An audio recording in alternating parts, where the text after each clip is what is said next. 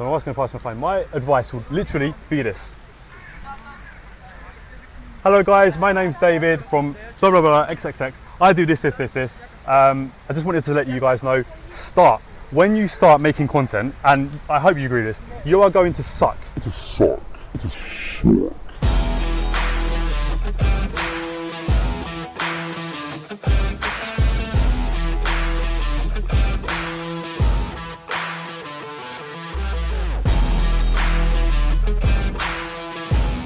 Welcome to Digital Hospitality. I'm your host, Shawn, coming to you from Sofia, Bulgaria. This is the last time we did a Digital Hospitality episode. We did it with the mayor of Rajkovsky.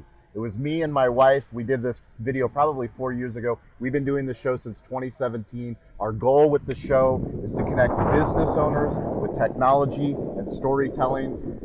It's an honor to have David Lissah. Close enough. Lissah. Lissah. David Lissah.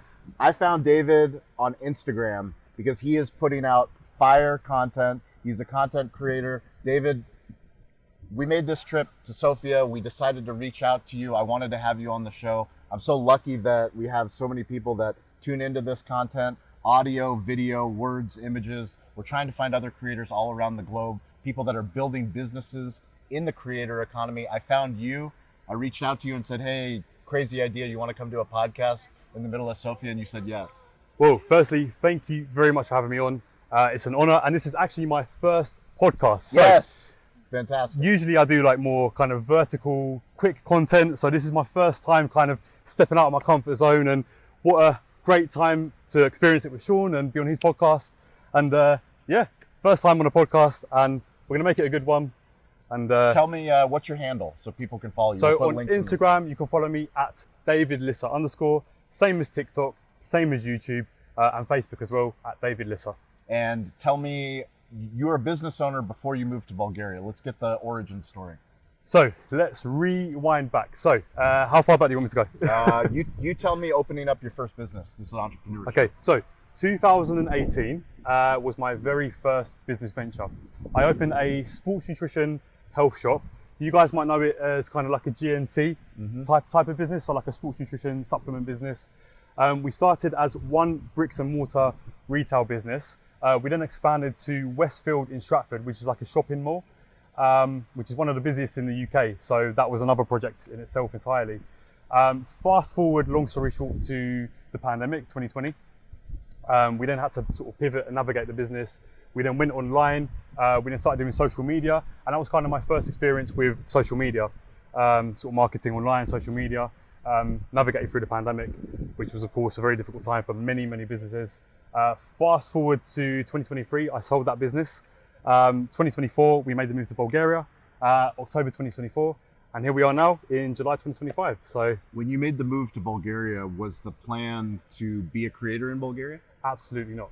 So with the whole sort of social media thing and marketing, with social media sort of as a creator, I more sort of stumbled into it. It was never a plan to become a creator. I made one video on TikTok talking about how amazing Bulgaria is. It's great to be in Bulgaria. You know, we want to move to Bulgaria, like kind of just sharing like this is potentially an option and an idea. At the time, we weren't like 100% going to move to Bulgaria. And the views just went crazy. Within 3 weeks, we had like 100,000 views on the video. Wow. And I said to Marina, like, there is a serious opportunity here. So I carried on just sharing my honest thoughts, my honest experiences, just being myself. And fast forward to now, and of course, you know, I'm not huge, but you know, we've done all right. I've got 10.6K on Instagram, 19K on TikTok. Facebook is growing. But by no means was this like something that I planned to do. Like it wasn't like when it comes to Bulgaria, we're going to be influencers. My plan was to actually come to Bulgaria and start a business similar to the one that I had in the UK. That was the original plan. But I kind of just fell into this. Fast forward to now, we now do freelance marketing. So myself and my wife, Marina, we do freelance marketing together. We work with clients in sort of UK and Bulgaria, which is going well.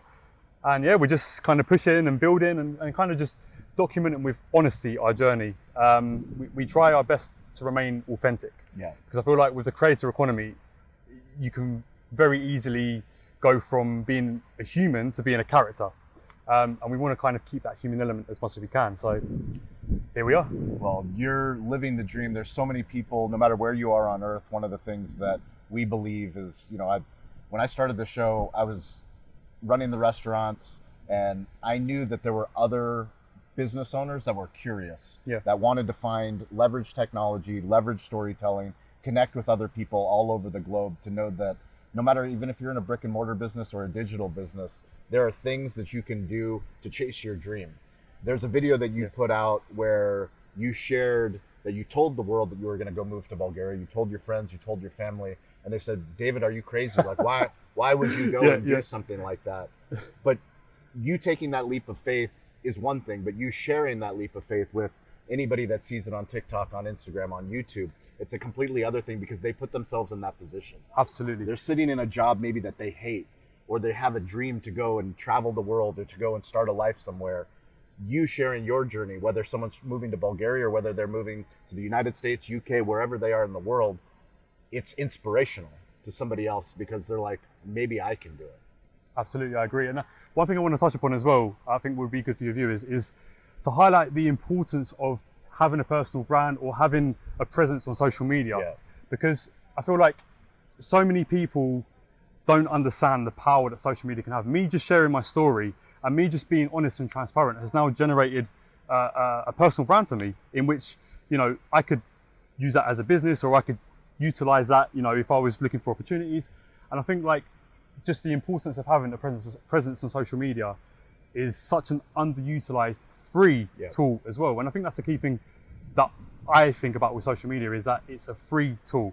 This costs nothing except from your phone to get started. And pretty much everybody in the world has a phone.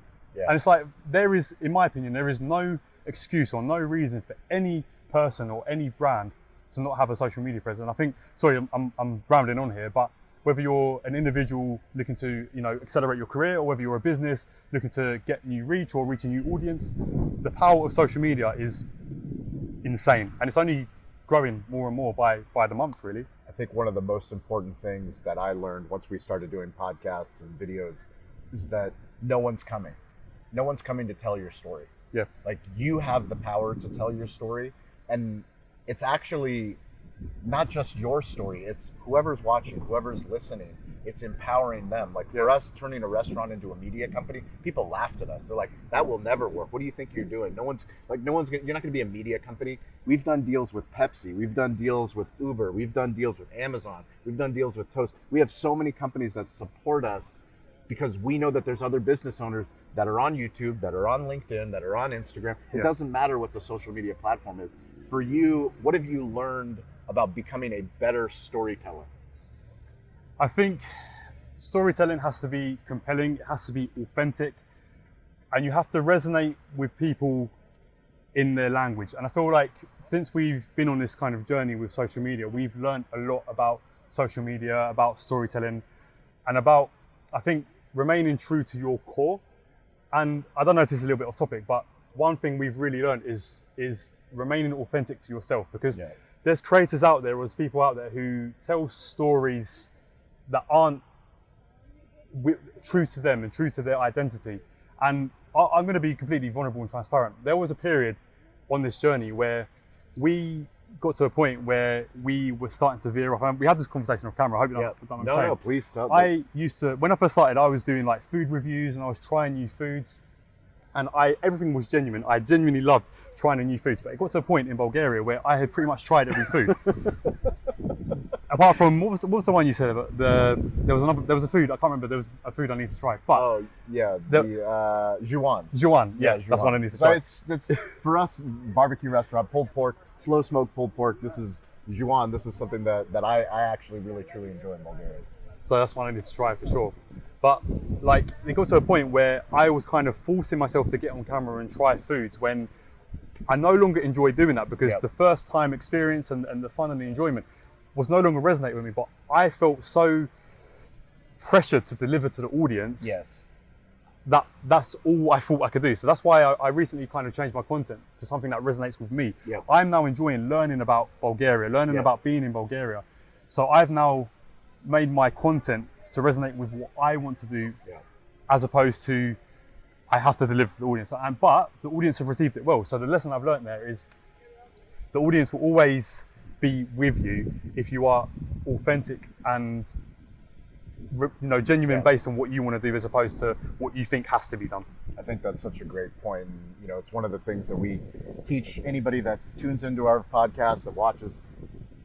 Make it part of your journey, document what you do, but once you go outside and do something that's uncomfortable for you, yes, talking to cameras, being on podcasts, it is uncomfortable, but if you make it part of what you do, I mean, my wife is the one, Rosita's, she's videoing this right now. My kids, they know on camera. My son actually made an intro to a video that we did for Black Sea. So he was actually holding the camera. Like, as a family, we're creators, but we're not going out of our comfort zone. Like, we're not going to places where we're inauthentic. It is who we are as a family, and because it is who we are, it's not a chore. Yeah. And I think one of the things that you said, you've put boundaries for you and your wife as both creators, as both business owners, of like, how can we enjoy Sofia and come here and do content, but then also put boundaries? Can you share a little bit about that? Absolutely. So when we first started this journey, again, we didn't come here intending to be influencers or content creators. But when we first started, we went through a massive learning curve because myself and my wife, we do everything together in terms of the business, in terms of the marketing, the freelancing, and the content.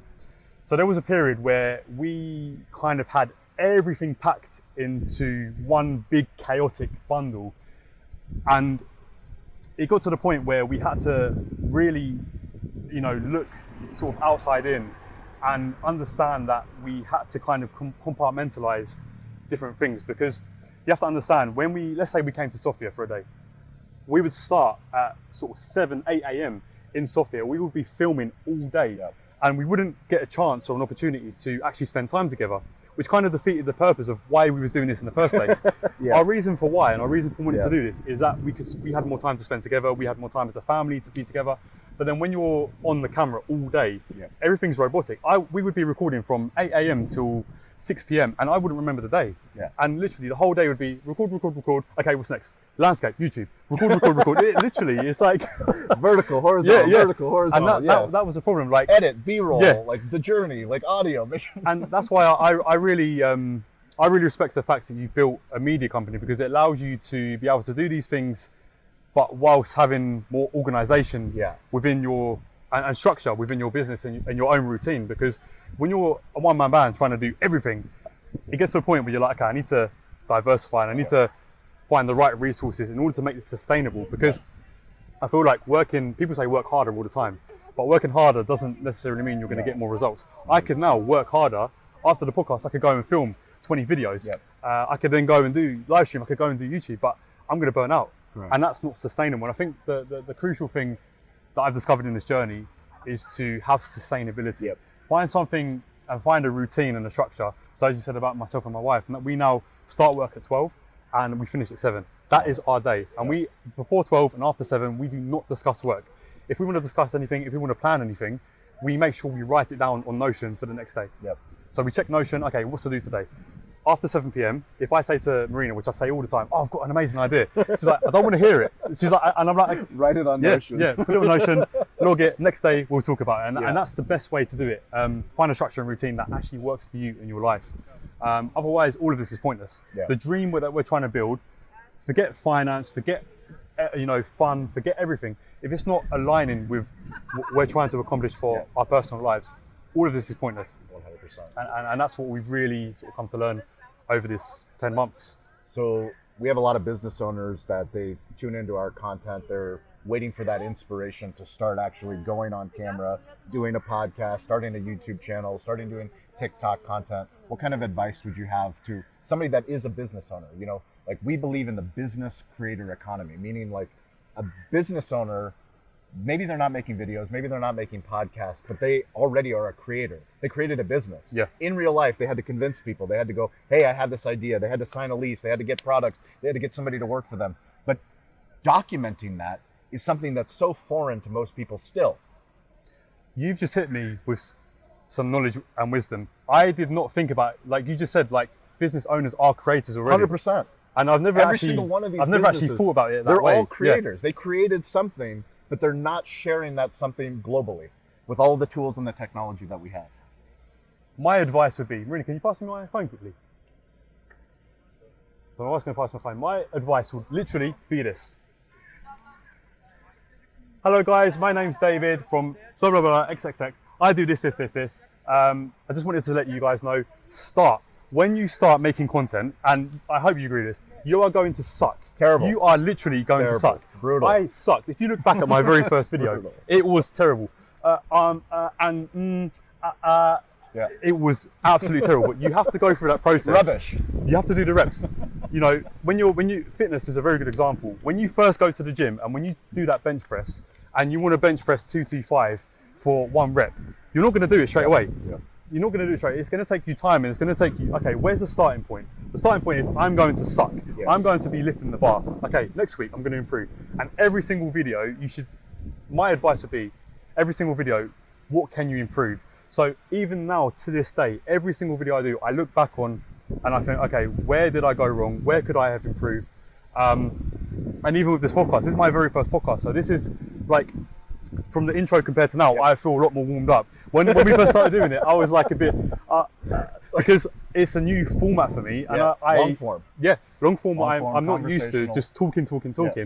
Like with social media, with TikTok, you can take a break. You can record, you can stop, you can take a break. Or even with YouTube, you're doing small snippets. When it's all in my thing, you have to keep talking. For me, this is a whole new experience. Yeah. But even now, I'm real live time. I'm thinking, okay, how can I improve? How am I sounding? How you know, all of these things. So I think just go for it and sort of think about what improvements you can make every single time and put in the reps and put in the effort. I think most people are scared to start because people start on 0. On Instagram, you're going to have 0 followers. On TikTok, you're going to have 0. 100%. On LinkedIn, you're going to have no connections, no network. But it's making that start and it's putting yourself out there and it's being comfortable with being uncomfortable. 100%. And that's probably the best advice I can give personally. Well, we appreciate you guys for watching. Thank you for subscribing. Please follow David. Please connect with him on all the platforms.